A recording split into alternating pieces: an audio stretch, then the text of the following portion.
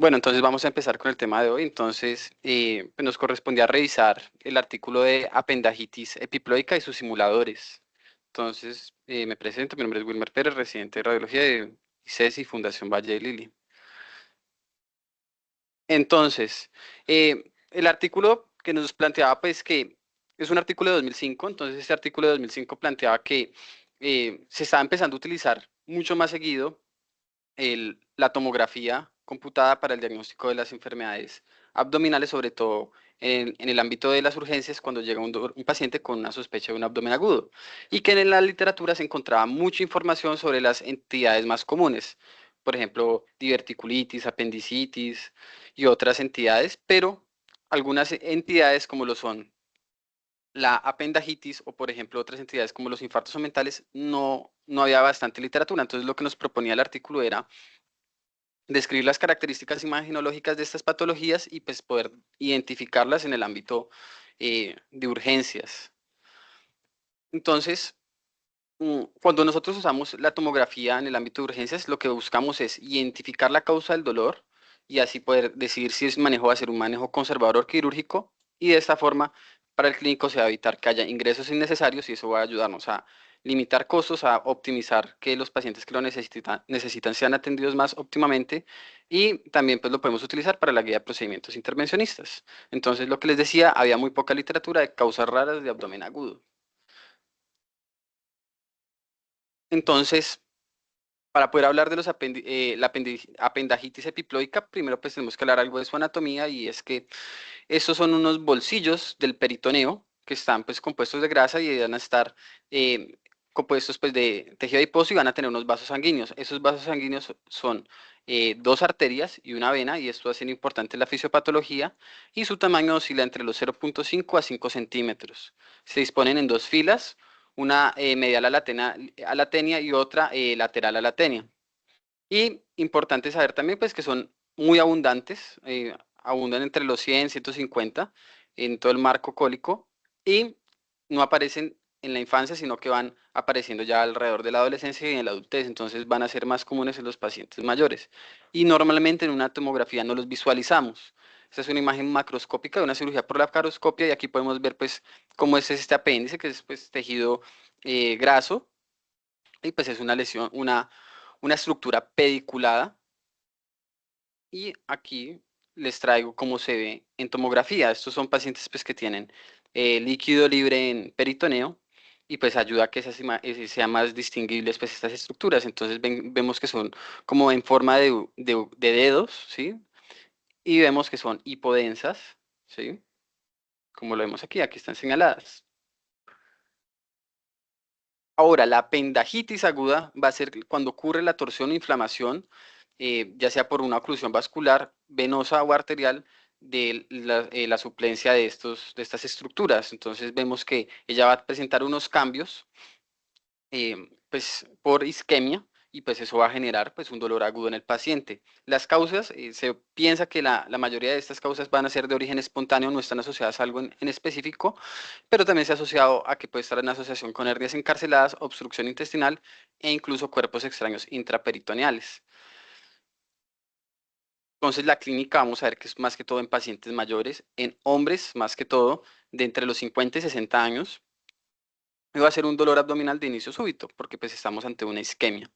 Usualmente va a envolverse en el cuadrante inferior izquierdo, lo que nos puede hacer pensar en otras patologías, usualmente con diverticulitis, y para el clínico va a ser muy difícil hacer un diagnóstico clínico de apendajitis porque su sintomatología no es muy específica. Entonces, rara vez vamos a tener síntomas gastrointestinales, a diferencia de la diverticulitis o la apendicitis, y el hemograma va a ser normal en estos pacientes.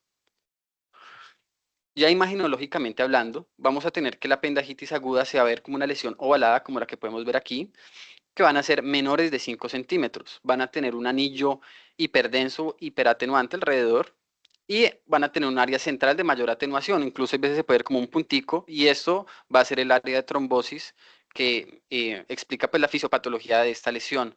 Y pues se va a asociar con cambios inflamatorios adyacentes a la grasa, y muy importante, su aparición va a estar usualmente cerca a, o adyacente al colon, sobre todo vamos a ver que es más común cerca al colon sigmoideo, pero también puede estar cerca a la región iliocecal. Entonces, dependiendo de dónde esté esta apendicitis, puede simular ser o una diverticulitis si está en el colon sigmoideo o una apendicitis si está en la región iliocecal. ¿Listo? También es menos común en colon ascendente, transverso y descendente. Y también la podemos ver por ecografía. Es raro, pero pues, por ejemplo, usualmente se hace, por ejemplo, cuando están haciendo ese seguimiento por pacientes y lo que vamos a ver es que hay una hiperglicogenicidad de la grasa adyacente. Entonces vemos aquí que estamos con un transductor lineal, aquí vemos el colon y pues el gas del colon. Vemos aquí la pared del colon y aquí vemos esta lesión ovalada que tiene pues unos cambios en la grasa adyacente y es una lesión pues hiperecogénica que corresponde pues a un apéndice epiploico inflamado. Entonces les traje este caso. Este es un caso de nuestra institución. Este es un paciente de 75 años y que consultó por dolor abdominal y en la orden pues nos pusieron que tenía sospecha de diverticulitis. Entonces cuando vemos este corte axial podemos ver aquí esta imagen ovalada de bordes bien delimitados que son más densos y vemos que hay una estriación de la grasa adyacente y vemos cómo esta lesión depende de la pared de aquí del colon eh, descendente. Y aquí la estamos viendo pues en el corte coronal, vemos la misma lesión que es de morfología ovalada y vemos que pues en general no se ven otras lesiones adyacentes, no se describió que hubiera diverticulitis, ni diverticulosis, ni otro hallazgo. Entonces esta fue la sintomatología que tuvo este paciente. Importante recalcarles que esta es una patología que es autolimitada y no se necesitan intervenciones adicionales ni quirúrgicas y solamente se da manejo sintomático. Pero dentro de estas otras entidades también podemos tener algunas que comparten mm, sus características tanto imaginológicas como sintomatológicas y podemos tener entre ellas el infarto mental. Entonces recordemos que el aumento va a ser ese babero que discurre desde la curvatura mayor del estómago y va a ser un recubrimiento de las vísceras abdominales. Aquí también podemos tener que se puede dar por torsión de los vasos o también puede ser secundario insuficiencia venosa, ya sea por trauma, por cirugías o una trombosis en contexto, pues, de, por ejemplo, pacientes que tienen una predisposición para hacerla. Para diferenciarla de la apendicitis, vamos a ver que son mayores de 5 centímetros, también van a tener el halo hiperdenso, pero van a compartir otras características que son el arremolinamiento de los vasos mesentéricos por casos de torsión y va a ser común en el colon ascendente y en el ciego. Entonces aquí estamos viendo un caso donde vemos cómo hay toda esta estriación de la grasa adyacente y vemos que está muy reticulada, pero que la disposición que tiene pues corresponde pues al aumento y no a otra estructura. Y aquí estamos viendo en el corte axial cómo se hace ese arremolinamiento de los vasos mesentéricos y vemos aquí que esta densidad grasa aquí está aumentada porque pues es un proceso también inflamatorio, pero también es autolimitado y rara vez necesita procedimientos quirúrgicos. Vamos a conocer la diverticulitis, de esta no voy a hablar mucho porque ya la conocemos y pues necesitaríamos pues hablar muchas cosas de ella, pero solamente como para tocarla es que pues hay unos divertículos que se van a ir formando en el colon, usualmente está asociado a malas dietas, a dietas bajas en fibra y una debilidad de la pared del colon que va a generar que se formen esos divertículos como unas bolsitas que se pueden llenar de materia fecal o de otros elementos y pues se pueden inflamar y generar también síntomas gastrointestinales, pero vamos a tener que esos pacientes van a tener leucocitosis. Entonces, eso les va a poder ayudar algo al clínico a diferenciarlo. Recordar que puede ser desde un espectro asintomático hasta casos fatales por complicaciones del mismo como perforación y abscesos. Y en algunos casos se puede extender a los apéndices epiploicos. Entonces, puede estar combinada una presentación de una diverticulitis con una apendicitis. Entonces aquí estamos viendo pues que tenemos este divertículo que está pues lleno, tiene pues densidad eh, de, de tejidos blandos en su interior y tenemos un halo hiperdenso a su alrededor que nos configura pues que hay un proceso inflamatorio en este divertículo. También tenemos otras condiciones como la mesenteritis esclerosante donde el mesenterio va a presentar una condición inflamatoria que es de carácter inespecífico, no hay una asociación directa, algunos piensan que puede ser asociado a enfermedades autoinmunes y también se limita más que todo a pacientes adultos mayores. Vamos a tener que es más común, está dividida en tres fases, ¿sí?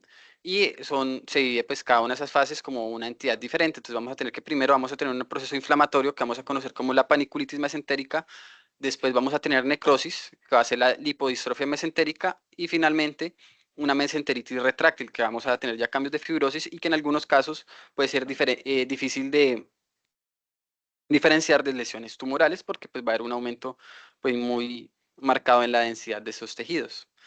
Entonces, este es un caso también de nosotros de acá de la institución, donde un paciente pues también fue un dolor abdominal, era una paciente también como de 70 años y vemos que esa paciente tenía aquí en la raíz del mesenterio, tiene unos cambios inflamatorios de la grasa, miren que esos cambios rodean los vasos, ¿sí? Y tiene un respeto, tiene un halo hipodenso alrededor de estos vasos y de los ganglios que tenemos en esta región. Y pues finalmente se hizo el diagnóstico y la paciente no requirió manejo adicional. Y ya estos casos serían casos de una mesenteritis esclerosante donde vemos que ese tejido ya está mucho más denso, tiene como unas estriaciones y en algunos casos se puede incluso llegar a calcificar y puede ser difícil de distinguir de pues que sea una condición tumoral. Entonces, pues si estamos hablando de condiciones tumorales, vamos a tener que hay tumores que son de contenido graso y que también se pueden asemejar a estas lesiones. Entonces, en este caso tenemos un liposarcoma, en este es una angiomiolipoma y en este tenemos unas metástasis omentales, entonces que son, estas son metástasis omentales y este es un CA de colon, que vamos a ver que también presentan esos cambios en la densidad de la grasa adyacentes a esas estructuras, pero pues que van a presentar una distribución diferente, no van a estar, van a tener unas disposiciones que son más comunes en otras patologías, no van a estar tan adyacentes al intestino como estábamos hablando en la apendicitis y pues la sintomatología de esos pacientes pues se va a asociar a uno a que deben tener usualmente un tumor primario en el caso de las metástasis o condiciones que predispongan a los angiomiolipomas, como es el caso de la esclerosis tuberosa. Entonces, finalmente, para concluirles, pues el uso de tomografía pues cada vez es más común, ya en nuestra época es casi que indispensable para el clínico solicitarlo para poder diferenciar de algunas entidades que no se pueden diferenciar solamente con el examen físico y la anamnesis. Y que un diagnóstico correcto de esas entidades nos puede ayudar a evitar intervenciones quirúrgicas innecesarias, que eso nos va a ayudar a ahorrar costos para las entidades y proteger pues, los sistemas de salud de nuestros países y también pues a dar como una atención más oportuna y guiada a nuestros pacientes. Y que el tamaño, ubicación, los bordes y la afectación de las paredes colónicas son esenciales para poder diferenciar la apendicitis epiploica de otras lesiones grasas que podemos tener en estos pacientes. Eso sería todo. Muchas gracias.